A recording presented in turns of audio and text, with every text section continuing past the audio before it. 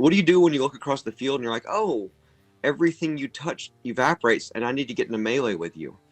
And the weirdly ironic thing is, Marines get all the free war gear in the world, but so many of them take Primaris that they can't do anything when they get there.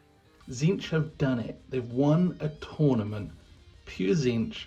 I'm so excited.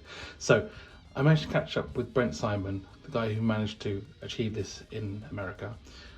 I've been really hoping that someone would be able to do Pure Tzeentch and do them well. And this man, who actually turned out came third at the ITC last year with Chaos Daemons, has done it. Very kindly, he's decided, well, accepted my invitation to sit down for a little talk to discuss his list, his thinking, and how Flamers, even though the nerf happened, have not been affected. In fact, he really believes they're actually now even stronger. So please listen, enjoy, and have a great one.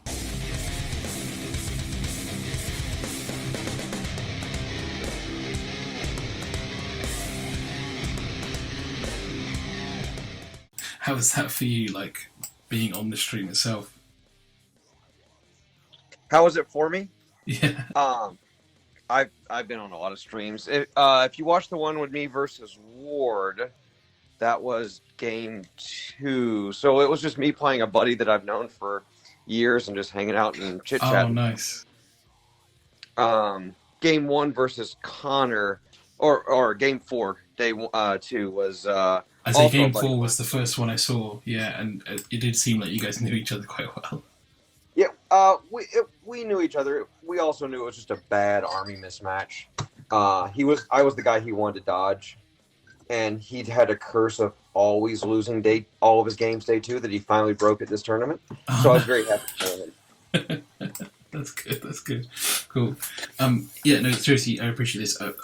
Yeah. The reason I wanted to kind of talk, one was on a personal level, where in my local meta here, I'm in the UK, in case you didn't know, everyone's kind of building these demon armies that are very widely spread out, and you know, adding bloodthirsters and all the other little bits. And I've been really focusing down on Tzeentch, and being told by all my friends, and then, you know, even I think even the Art of War guys came out saying no one's going to play pure Tzeentch and do well with that because it just doesn't happen. So when I switched on last night and saw what you were doing, I was like, it's happening, someone's proving it's possible. And then obviously looking you up and finding, like, I think did you place your podium last year with Demons at the ITC? I was number 1 going into LVO, but I can't remember the guy's. I can't pronounce the guy's name off the top of my head. His lowest score was 165, and he came in top 4. So he managed to leapfrog me rather handily. Oh, right. It's still impressive that you came so high there. Yeah.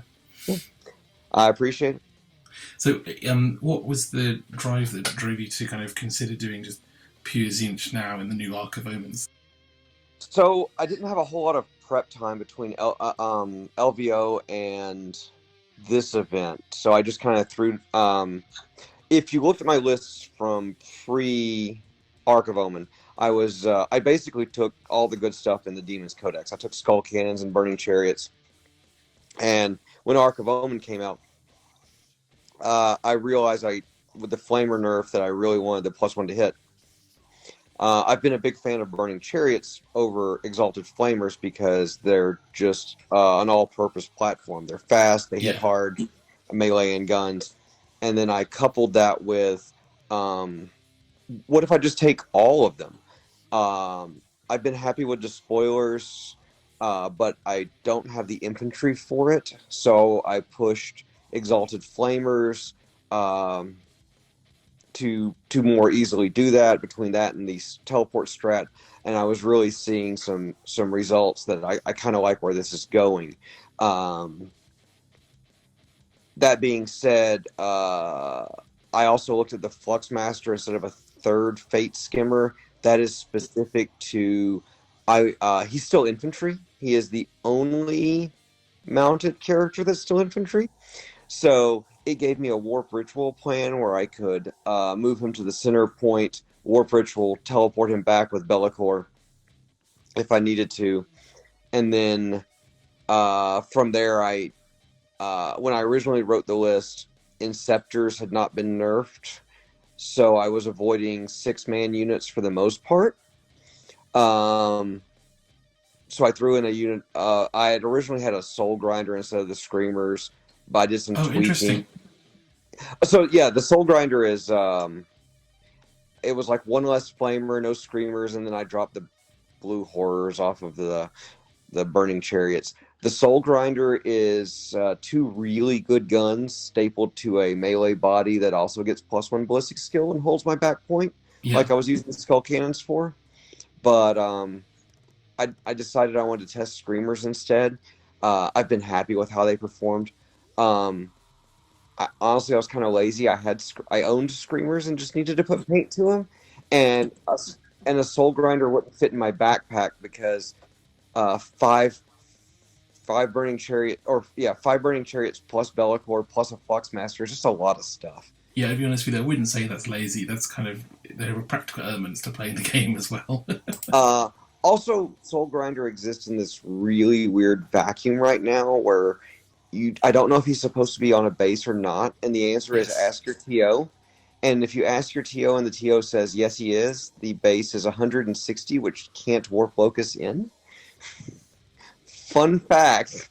I'm just like, yeah, that's not like happening. 6 different reasons I'm just not dealing with that. Absolutely. But interestingly, in those last 2, and obviously the 2 games I happened to see were the ones that were on the Game Live one.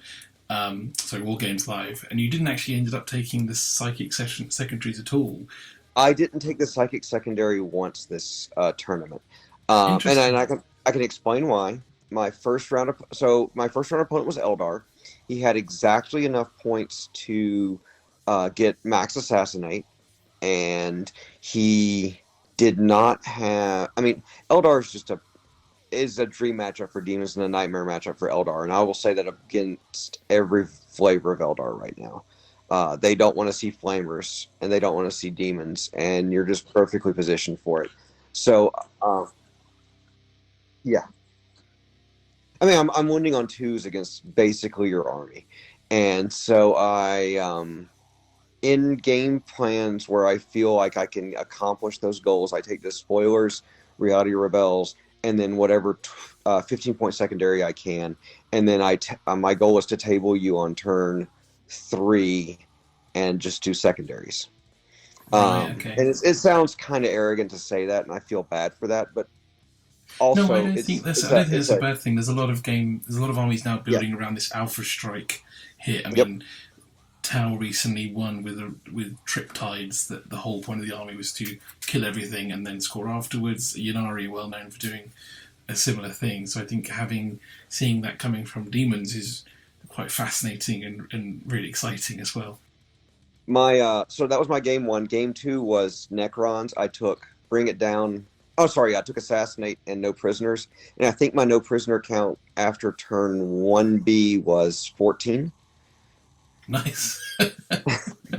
I killed 23 swarms and 12 wounds of heavy destroyers, and he brought some back in there. So it's just, he's a super, super good Necron player. He still scored 97 or 87 because it's Necrons, but he knew it was going to be a downhill game. And then game 3 was Bring It Down, because it was Chaos Knights, Despoilers, Reality Rebels, and then I missed 1 Despoilers because Be'lakor had a turn where he went into a Desecrator, and after the CP reroll on the 5 attacks I hit with, did 0 wounds. Right, I see. And if you want to do the math on that one, it was 4 2s and 2 1s. So he got to keep a Helverin alive 1 extra turn, keeping me from controlling the point to do my last Despoilers. And then you saw the other 2 games. I chose Murder because Thousand Suns with 16 points of Assassinate, and I don't remember what it was for I think it was No Prisoners. I think it was 17 No Prisoners. Yeah, you did very well on that one. I picked up 2 wounds shy of 8 points on top of 1. I remember seeing it when it was a complete shock when it was I think you just counted off the Chaos Spawn and it was like Yeah. dead. It was just beautiful to see. I actually was running the numbers in my head on the way to the venue, and a unit of spawn with no rerolls, just hitting on threes, wounding on threes does. So Chaos Spawn only have 20 wounds, with no rerolls of any kind, and just hit on threes, wound on threes. You basically just kill an entire unit. And I had a unit of 6 with full rerolls to hit instead of 5, at +1 to wound, rerolling ones. And he was just like, "What? I just don't have spawn. I don't get this." Yeah, absolutely. And he did a very, very good heads up play with that turn bottom 1 teleport, get Terminators in my deployment zone. But at that point, I had pushed so far ahead. There was an interesting point there where I think you even said, I just have to give you that point there because there's no turning back. Is that something you consider, if you could readjust the list, adding in some home objective holders, even if it was blue horrors or anything, or is that not, the army is not really built for that? It's purely built for getting out there.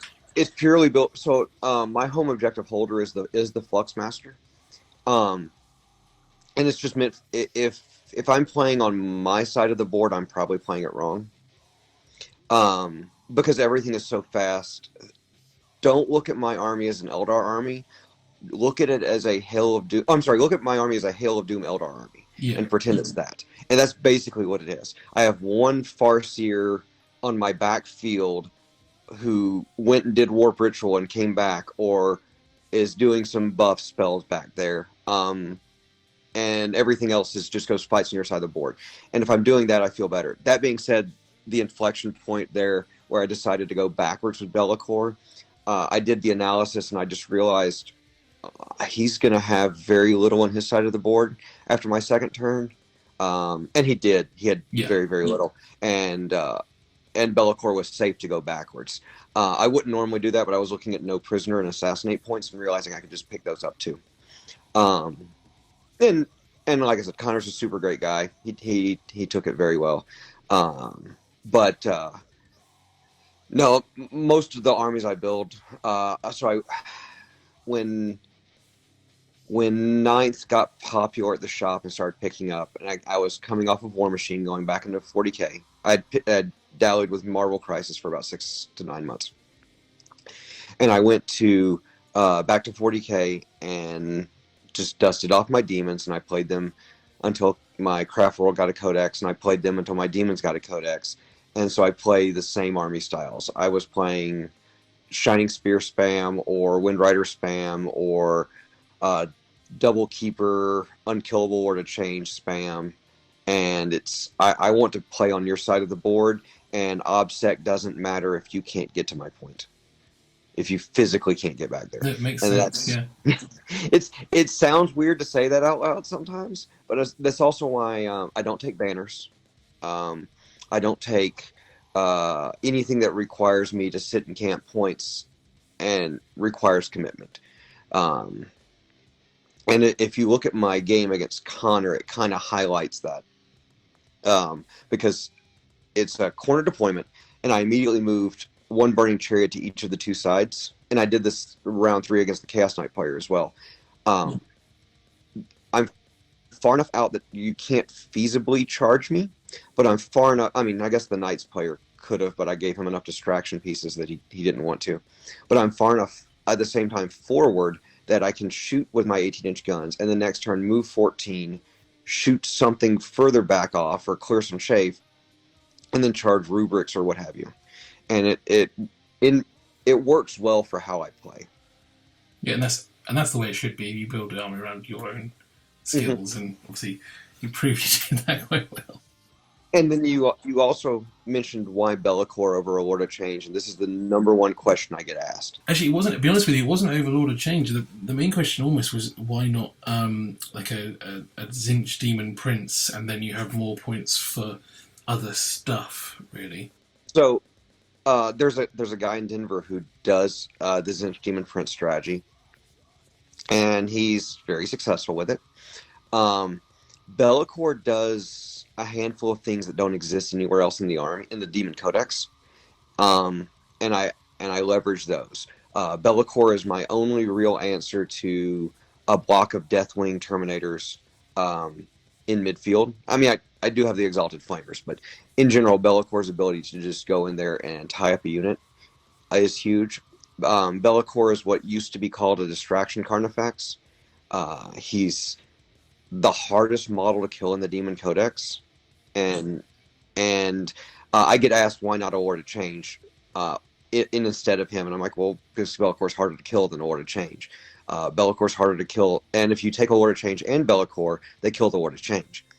Um, Be'lakor gives an aura of reroll ones, which you have a lot of, but he also gives his Warlord trait so that something can leave his deployment. So I can give it to one unit of Flamers that, and then they can go left and he goes right for the other units of Flamers and the Exalted Flamers that pop out of him being a Warp Locust. See, that makes sense. I was curious how come you went for his Warlord trait rather than maybe giving the Fateskimmers another +1 to cast or something. So having that reason makes sense. It's so they can go run off and do their own things. The Screamers in game 1 or game 4 and 5, you can see me do that, where I give them the Warlord trait and then they run off and go do something. And meanwhile, Be'lakor goes to an entirely different part of the field. And that just doesn't exist anywhere else. We also don't have fallback and shoot or fallback and or fallback and shoot in the Codex, and he gives me that ability with Shrouded Step. I feel like we also have the timing is wonky, and I screwed up game 3 and didn't use it appropriately. But he also is a Nurgle caster, which means I can get access to turn off OBSEC. He's also a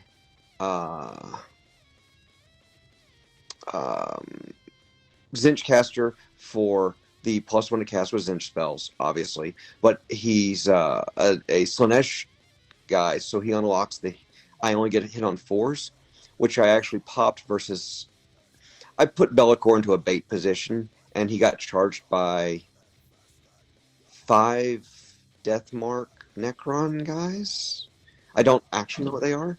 And 2 Satan. Yeah. And that's -1 to hit only goes so far, but only getting hit on 4s fixes a lot of that with the Slaanesh strat. That's I totally didn't even think of that as an option. Because he has access to all of them, he can use them. That's absolutely that's a really good shout. Khorne doesn't do a whole lot for him in that scenario, and so I play very CP heavy. I start at 4, and after this last week, I'm going to start at 5. I'm going to drop the Impossible Robe off the Fluxmaster because I never felt it was worth it. And the other relics for the Fluxmaster aren't anything I care about. Yeah, I thought I saw you were considering the Everstave or something in like an early list or something. I had a Battle Scribe bug. It's either my stupidity or or it updated and changed item tags or something. But when I submitted my list originally, it had Boon of Change and the Everstave, and I don't currently run either of those spells, either of those items on the Fluxmaster. So I talked to the TO, and I'm like, look, man, I've been playing this list, and I don't know how it got on Battle Scribe, but I just flat out screwed and didn't check until I was like the week before I was printing packs off of... so there's a website called Buttscribe, but there's another one that does a slightly nicer format that I liked. And I was printing packs for my opponent using a website that pulls your roster, compares it to Wahapedia, and prints out every stratagem you can use. And then... Oh, and that's the booklet you were giving out at the beginning of each game. Cool. The first 4 pages were every data sheet in my army. The 4th page had all of my secondary breakdown, and the pages 5 and 6 were every stratagem I have. So if you had any questions, obviously I'll answer it immediately, but if you wanted to look anything up or double check anything, it's all right in your hands.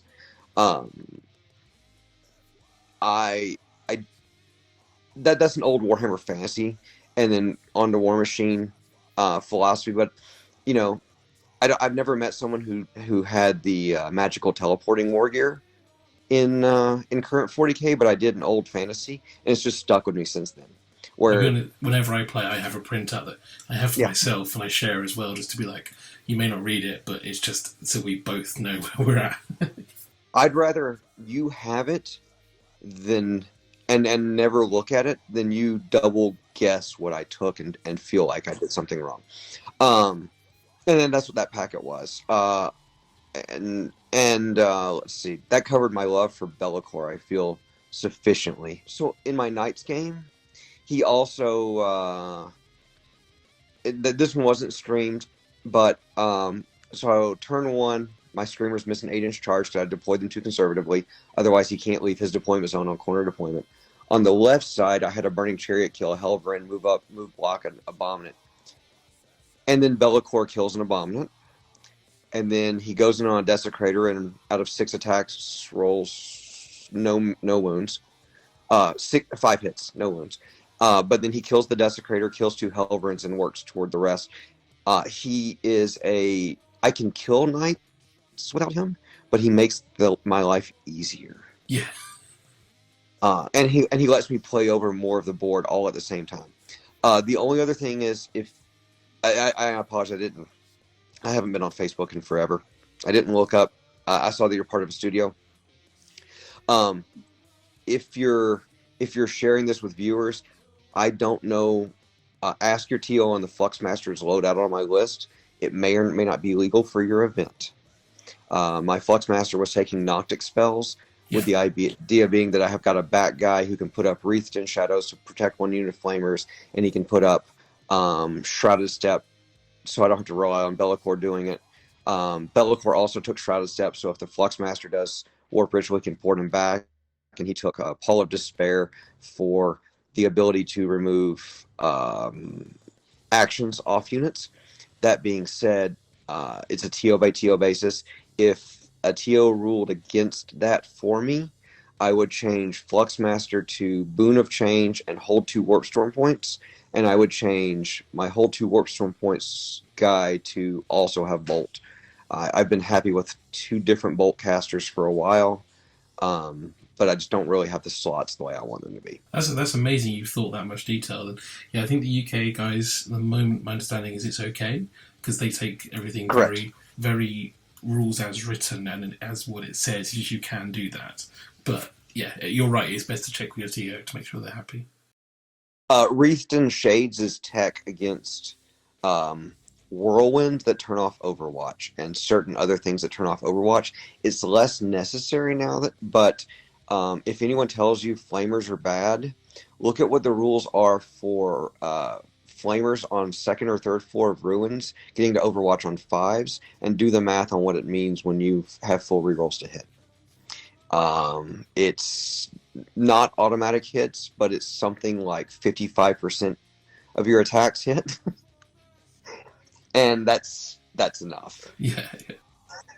Especially because we got, so when if you're on the Warhammer Discord, when the Flamer nerf hit, there was a lot of Sky is Falling, and I started running the numbers, and I realized lightning fast or dense cover or any of the -1 hits obviously hurts us now, but in a general open field with no other changes, assuming we hit on 3s without the Tzeentch buff, and assuming we reroll 1s with Bellicor, which is not an unreasonable assumption, it's a 30% damage increase.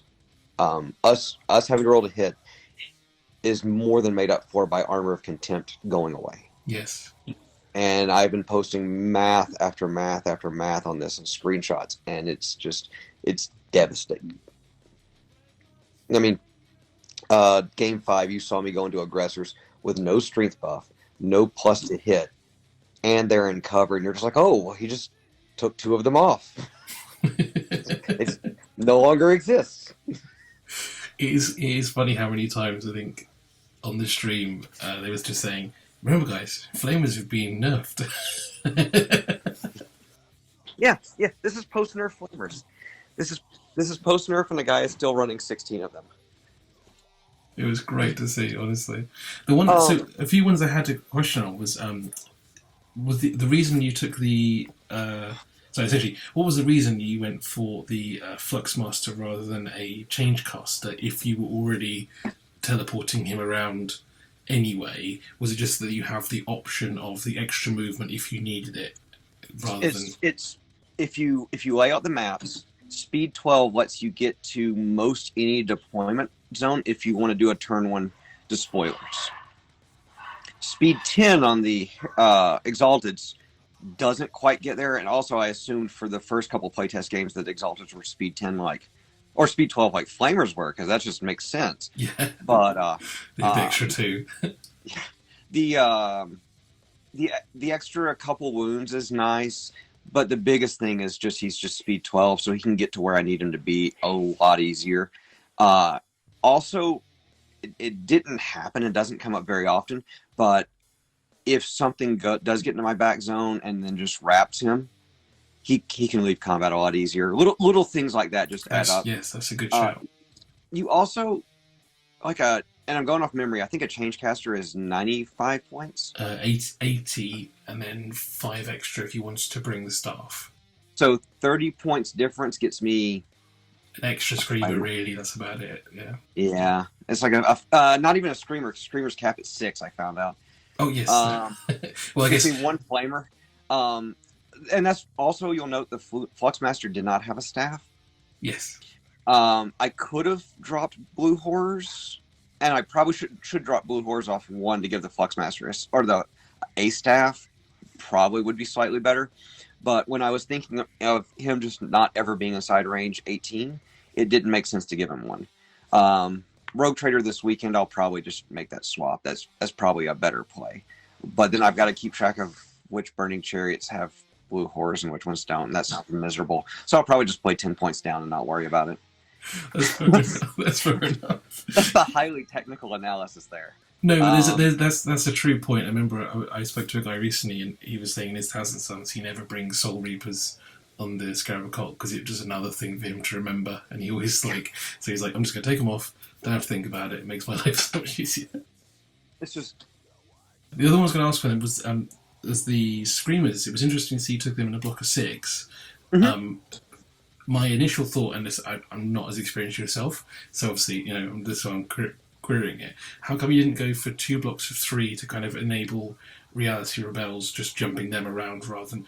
I mean, to be honest, I've never seen the devastation they managed to do in your case. It was quite cool.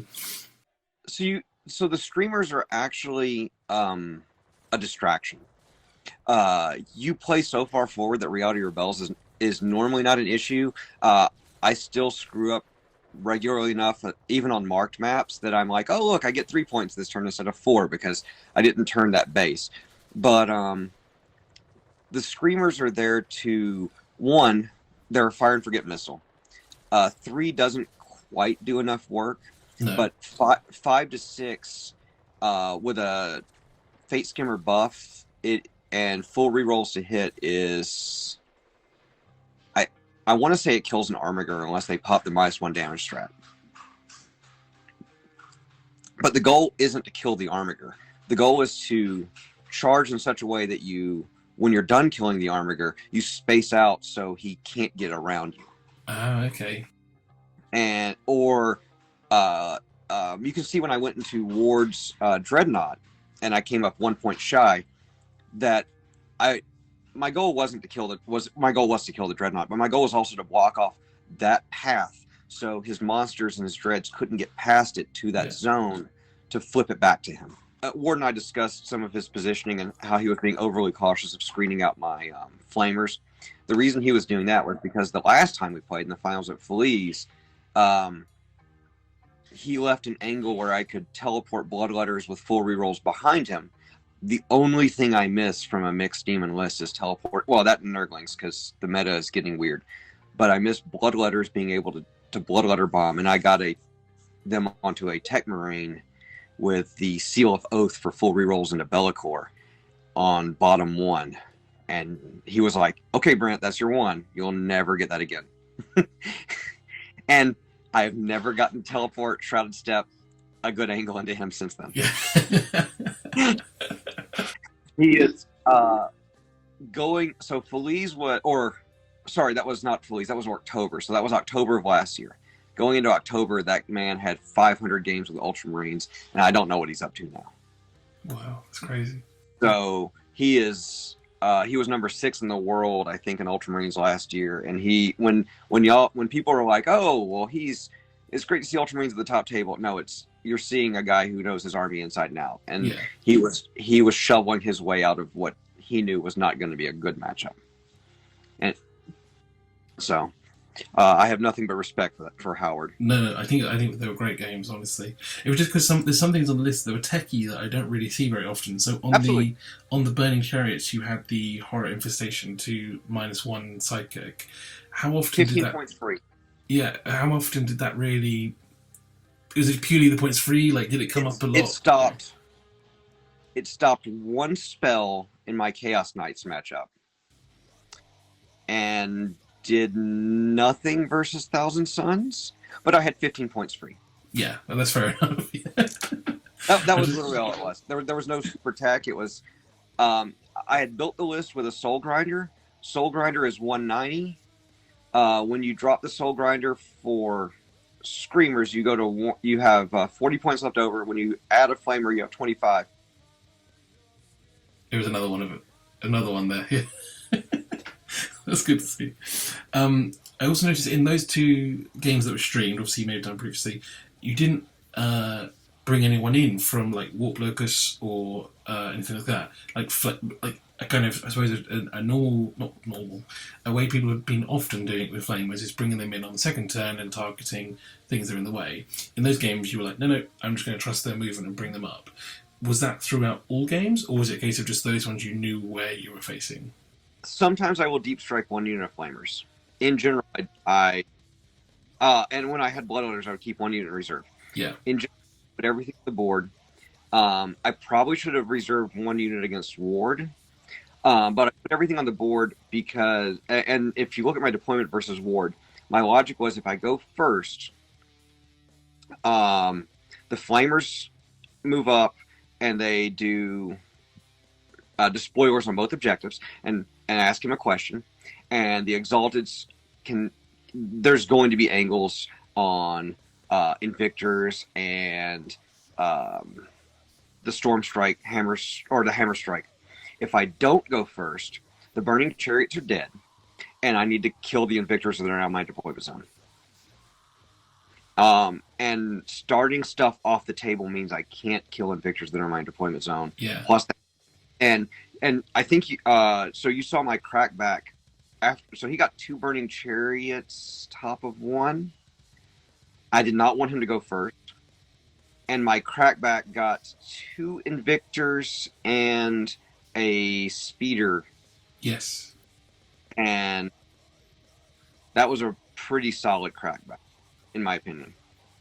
Because I also I basically killed a Dreadnought as well. So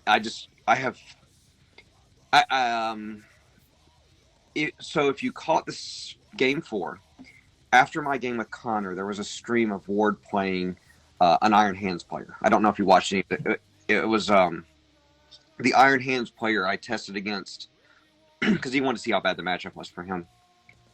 And the consensus we came to was a Tzeentch Demon list is a shorter ranged version of a Marine shooting list, but you have a 3-up against every gun in existence, and they don't. Right. You're not the best shooting list in the game, but you're better against every other shooting list in the game.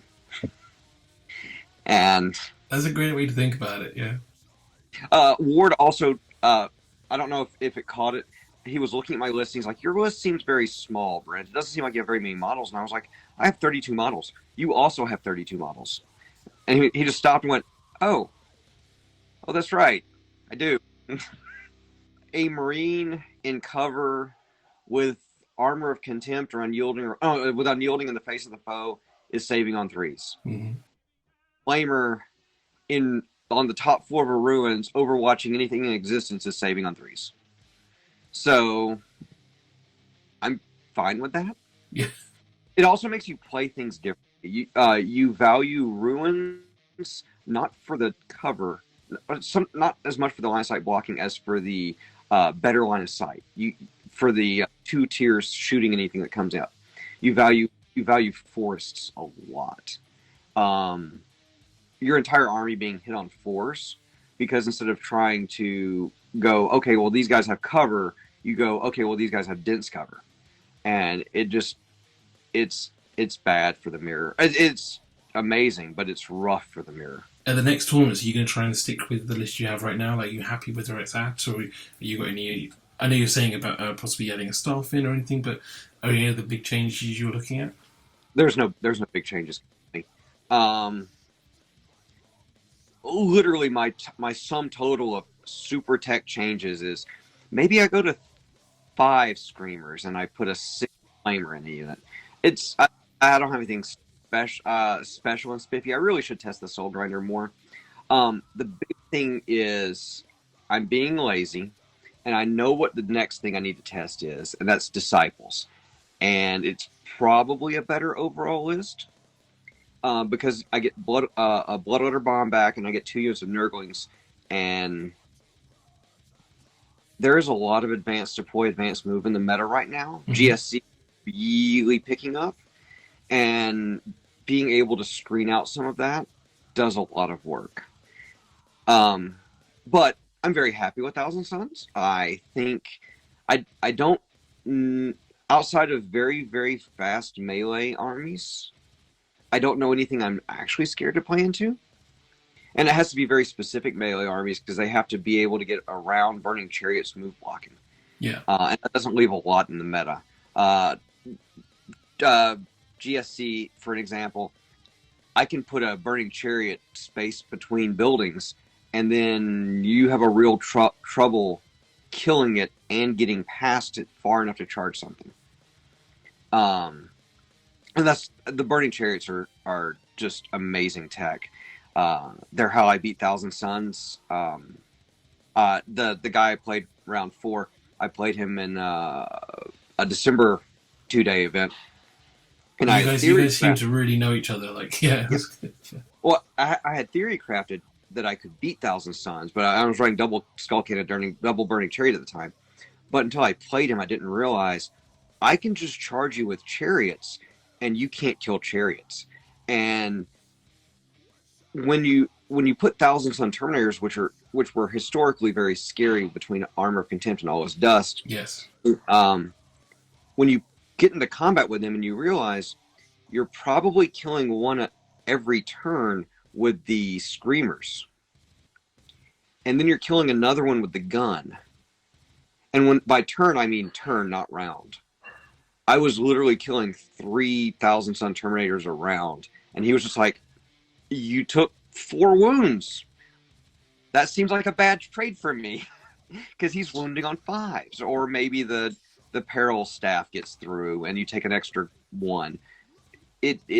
He really struggled into that, and that was when I realized I can just tech my list and just kill Thousand Suns that way. And I went to 22 Assassinate because I took all the Exalted Flamers like a madman. But their gun, there's not a profile in the game you're not good into. If it's a Terminator, you're probably one-shotting one unless they get, 50-50 if they have an Apothecary. If it's a Gravis, same thing. If it's an Iron Hand dude on foot, probably just killed one outright. And then the Burning Chariots, the best feeling is when they go in with something like Pure Strain Gene Stealers or just a bunch of dudes, and you're like, okay, well, I'm in combat. Flamer you? Lose 4 after your invulns? Everything just clicks and works, and it's real good to play that list as a mono Tzeentch. There are people doing very well with mixed demons. I'm not disputing that. The Bloodthirster, the Scarbrand, I always worry in the back of my mind that I misjudge my opponent's firepower, and then Be'lakor can't warp Locus, or I go second and Be'lakor dies before he can get that warp Locus online, and that's my biggest reason that I don't deep strike more. Yeah, And that's interesting on Be'lakor. Like, so with the UK, we have at least one piece on each side. There's a huge L block building, which, not being as experienced yourself, my instinct would be to put Be'lakor behind that and then bring him forward when needed. But it did seem that in your deployment, you were like, no, just sod it, throw him right out there as far as I can, and just deal with what happens. So it really varies game by game. My round one opponent was Ulthway. They can't deal with him. If it's Hail of Doom, I deploy him much differently. Right. Round two opponent was Necrons. He's on the starting line. My round three opponent was Chaos Knights. He was, I'm doing the math, he was 27.1 inches away from the nearest multi-melta, which is exactly half range, plus 0.1 inches. My round four opponent, he was actually back, but the goal was, if you look at my deployment into Thousand Suns, I knew I needed to keep him alive versus Thousand Suns, and he needed to be the one giving Lookout Star to everybody. But I had Burning Chariots to eat Gateway, and nothing was within 3 of the Burning Chariots or the Screamers. So he could not effectively Gateway me and hit everything, and then I knew that the longer Be'lakor lives, I was also exactly far enough away that he could move and shoot me, or he could advance and psychic me, but he couldn't do both because he can't advance and shoot. Yeah. And that did not make Connor happy. That was not a good moment for him. My play into Ward, I actually did incorrectly. I should have put Be'lakor in that middle gap, and I had to redeploy him because of that. If I'd just been more aggressive, I was thinking he was going to counter deploy Invictors to try to kill Be'lakor, but talking to it afterwards, he's finally realized that Be'lakor is a trap for him, and his army probably just can't kill him. Like, statistically, You'd be throwing a lot of his firepower in that just to get rid of that one model, yeah. He went into Be'lakor against me with a Contemptor and 3 Redemptors at October, and he did 9 wounds, and 5 of those were mortals from the Contemptor. He also has realized if he shoots Be'lakor and overcharges plasma, he probably takes more wounds than he deals. Wow. Which that's really putting Be'lakor in a great light. Well, so I'll pop the -1 to hit strap, and then even if you Tech Marine, I'm getting hit on force. But I mean, if you just look at the raw stats on the gun, the big gun, it's D6 plus 3 shots off the top of my head. So call it 6 shots. He takes a mortal. He hits 3 times. He wounds 2 after rerolls. You save 1, you take 2 damage. He still did a mortal to himself. Yeah. And the way Ward's dice were going, he was actually doing like, oh look, here's 2 wounds, and none of my shots wounded because I'm wounding you on force. It's a real rough. And his piece is, with the additional redundancy of the Fluxmaster for Shrouded Step, I feel really good that I can do enough other work with the rest of my stuff. Especially because I started to realize over this weekend, a unit of 5 Flamers with hitting on 2s, rerolling 1s is overkill against most things in the game. You're putting out 32 hits probably. If you're wounding on 5s, rerolling 1s, you're probably doing, I don't know, 11 to 12 wounds at -2. Unless it's a Dreadnought or an Armiger. Even an Armiger, taking 8 wounds makes it a sad Armiger, and then you can finish it off with some Exalted Flamers. And you say with AOC gone now, it's a totally different game. So I played in Nottingham with my Flamers, and I had a bag of 40 dice every time, and it was like, whatever didn't roll, took those ones away, and that's I'm just going to throw those down. And it was, I think every time the opponent was like, geez, that's a lot of firepower coming in. Even with AOC, it's still -1. It still did enough, but now it's, yeah. Overwhelmingly, the feedback is that's just a lot of guns that I can't. It's 16d6 plus 3 shots and 18 Exalted Flamer shots, 9 of which get to reroll ones, which means they're probably 9 automatic hits. And then, it's just, what do you do? Yeah. What do you do when you look across the field and you're like, oh, everything you touch evaporates, and I need to get in a melee with you? And the weirdly ironic thing is, Marines get all the free war gear in the world, but so many of them take Primaris that they can't do anything when they get there. I did the math on, I started running the numbers, and I'm like, okay, infiltrators. How bad is it if infiltrators charge flamers? And I can't overwatch because of line of sight. And then I realized, oh, it's 2 hits and 1 wound per infiltrator on the charge. 5 wounds, I save 1, I lose a flamer. I do 13 attacks back. Hitting on 4s, wounding on 3s. They're saving, I think, on 4s. I don't really remember infiltrator stat lines. I don't remember if they have a 3 or a 4. But maybe I do a wound, maybe I kill a guy. Doesn't really matter. I have Shrouded Step to get away. I have Psychic Test to kill 3 of them before I get to combat. And worst case scenario is I shoot something with a burning chariot and then charge into the infiltrators and kill 3 of them. This all seems like it's good math for me. Oh, okay, I didn't do anything with my flamers for 1 turn is the worst case scenario. And then I lost the guys you lost the guys that keep me from teleporting in within 12. This is a trade up for me. This is not a trade, because they don't have any damage to forward melee units anymore. They've got damage 3 Invictors, which Ward is the only person I see running. Yes. Or they have 2 units of infiltrators, and I'm just like, okay, I am saving on 6s, but you're not doing anything. You're not. I have 3 wounds, and that's a refrain you see over and over. All of my stuff has 3 wounds and a 3 up. I just don't die. I just don't lose models. Yeah, it was. I mean, to be honest with you, it was so good seeing those games, and just interesting as well to see your play style come together in that sense. And you proving just now your knowledge of the game is immense. I appreciate that. I've kept up back and forth with the game. I picked up 40K back in 3rd, but I've always kind of kept up with the current rule set.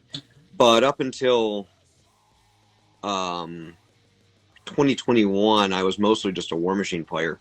You're on the UK scene, so I was hanging out with like Ben Hampshire, Jake Willstrop, Stephanie Berry, Pat Dunford, and then I went to Marvel because they told me it was more competitive, and then I felt that was incorrect in my near and accessible con area. I live in an area of the country which is roughly equivalent to being in the UK. I can't get to the 800 people GTs, but I can go to a 50-person con probably every 2 weeks, or a 50-person GT. So, and it's like 4 or 5 hours by car, but I live in an area of the world where that's just that's just get on the highway and go. Yeah. So, I felt that I can get better competitive games in my local meta and in my driving to cons meta, and I've been very happy with. I only really swapped to competitive 40K probably October of last year, but I've been very happy with it since. Really, and you still hit podium with ITC. That's great. I mean, I did very well at Kansas City. John Lennon's dice decided they didn't want to let him win our game, and then I lost what I feel was close to a coin flip matchup against Blood Angels. So I lucked out really well early on, and then I had a bunch of GT finishes that did like 50-man GTs that helped those scores. But again, I've been what I feel as a competitive miniatures gaming and playing competitive miniatures gaming for like 15 years. I've been playing 40K for like a few months. Oh, so much of it translates over. The biggest thing I've been stressing with my locals is like I still have a lot of locals who are just making that hurdle to competitive play, and I'm like, the game is not about killing your opponent. The game is about scoring these points on these things that you chose and building your list to maximize those points. And some of my locals, one of my locals, the Iron Hand player who went 4-1, one of my first games against him, he flat out tabled me, and he's like, "Oh, good." So I'm ahead, and I'm like, "Well, I won by 10, buddy." And he's like, "Let me see those sheets." Yep, Yeah. numbers check out. You kept me in my side of the deployment zone for 3 turns, and I couldn't make enough primary in the last 2, could I? I used to have that with I used to have that with Harlequins a lot. When I was playing them, I knew everything would die, but as long as I get in the points, it didn't matter. Yeah, and that is making that jump is a very hard jump for some players, because you're used to going to the GW store and learning how to play the game and rolling the dice and lining the models up and having fun, and that's a perfectly valid thing to do. And then you make that jump to competitive, and you're like, I don't understand. I've been really good at killing models. Why am I not doing well for killing models? And you're like, well, because those 3 scarabs did that action for 4 turns, and you can't kill enough scarabs fast enough. Yeah. Actually, I suppose on that point, you said earlier about when you were choosing your secondaries that you would take always reality rebels, and then your choices were ones that are going to hit 15. So would you often try to like avoid things like warp ritual that are going to be capped at 12, or are you happy to take one 12.1? I'm perfectly happy taking 112. I did not have a situation where I felt warp ritual was a good drop for me this last weekend, and I felt that I would need stuff on I needed my Fluxmaster in a back point. My Fateskimmers have spells I needed against Chaos Knights, so I never felt like I could drop it, and that's the reason. But my target is 97-point games, and I happened to luck out where I could get 100-point games, and obviously it paid off well for me. I think the extra 9 points edged me either ahead of Brad or where I didn't have to play Brad. He also played a buddy of mine round 2 or 3 who was playing Genestealer Cult, which is why I'm biased against them. And that was a 73-69 game. So that really, gave me some breathing room. So who GSC is just a nightmare matchup. I was going to say, so GSC is your boogeyman. Is there any others that are like on the horizon? So I haven't had a chance to actually play it out with GSC, but in theory, going first, I'm probably fine, just by spreading out with Screamers and body blocking so he can't get to me. And going second, I probably have to position so I just lose the Burning Chariots are really good guns, but I just assume I'm going to lose them in the first 2 turns every game. Oh, really? Okay, that's interesting. Even with the 4/4 saves and all that, it's yeah. But I realize I play them as body blocking move blockers. I'm very aggressive with them. You either have to kill them off of an objective, or I'm going to move up and get into combat with you and kill some stuff that way. But the whole time I'm just applying that pressure. My ideal game, we play in your deployment zone on your half of the board. So that's why I expect them to die. They're just up there. If I can engineer a position where, like, my ideal situation is where you charge one of them and it doesn't die, and then I get to either shoot you and fight you some more on my turn, or I get to fall back and shoot you some more. And ideally, by falling back, I mean falling forward to go contest something else and be even more annoying. And there is nothing someone hates more than watching me roll that 5 warp storm points and go, okay, well, that chariot goes from 3 to 5, and Bellacor's no longer profiled, and they're like, I just hate you so much. That also, by the way, warp storm is my single least favorite mechanic in the game, and also the reason that I now have a hold 2 warp storm point spell is because it is so linchpin dependent on getting that +1 to hit. And I usually roll 1 warp storm point 1 round of 1 game. in a tournament. Yeah. It's awful. It's completely garbage. I'm just like, well, what do I do with this? At least Harlequins get an Avery roll. Absolutely. Cool. I probably should call it there. But thank you so much. I really appreciate your time. Is there Reach out anytime? Do you have like an Instagram or anything that I can? Again, this isn't anything like a big reach or whatever, but I'd prefer to at least give you something. Anyone who's got something to ping me on, I'm on Discord. You'll probably find me on Warhammer under Demons. My username is Brent. It's pretty hard to figure out it's me, but or you can message me on Facebook or Warhammer Competitive on Reddit. So I frequent most places. If you've got a legitimate question, if you want to just discuss Demon Dojo, or Eldar Dojo, I'm up for it. I really appreciate your time here as well. Honestly, that's so kind of you to say it's okay to give you a shout. So anytime. You have a wonderful time. Perfect. Thanks, buddy. Have a really good evening. You. See you. Bye. Thanks for joining me for this, and thank you to Brent Simon. Really appreciate it. I hope to interview some more amazing tournament players and learn more about different armies. At the moment, as I said, I'm very excited about Pure Tzeentch.